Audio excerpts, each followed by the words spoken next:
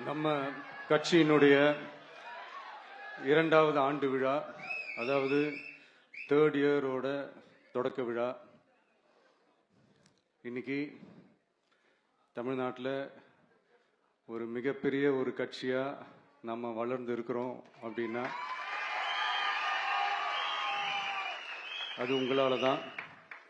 Plus நம்மளை நேசிக்கிற கோடிக்கணக்கான மக்களும் தான் அதுக்கு ஒரு மிக முக்கிய ஒரு காரணம். அப்புறம் என்ன, மைக்கை பிடிச்சாச்சு, வெடியை கொளுத்தி போட்டுருவோமா?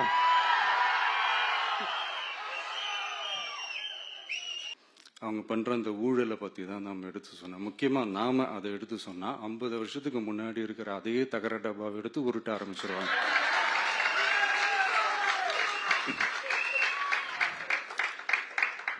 பவள விழா பாப்பாக்கு வேற என்ன தெரியும்?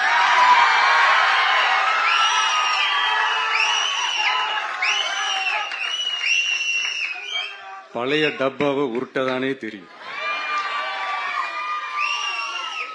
அதுக்காக நாம அவங்க பண்ற தப்பெல்லாம் சொல்லாம வெளியே சொல்லாம இருக்க முடியுமா? சொல்லுவோம், சொல்லிக்கிட்டே இருப்போம்.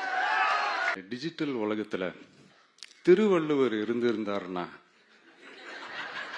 இந்த தீய சக்தியை பத்தி என்ன திருக்குறள் எழுதியிருப்பாரு? ஒரு கற்பனையா, அநீதி, அராஜகம், தில்லு முள்ளு இவை எல்லாம் திமுக முதற்றே உழைக்கும்.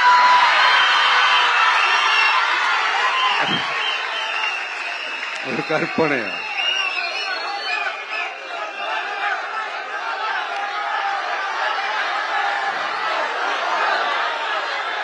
அநீதி, அராஜகம், தில்லு முள்ளு இவை எல்லாம் திமுக முதற்றே உலகு.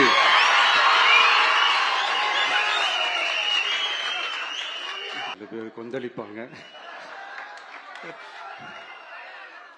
அது பத்தில நம்ம கவலைப்படக்கூடாது. ஏன்னா கொந்தளிக்கிறது தான் அவங்களுக்கு வேலையே.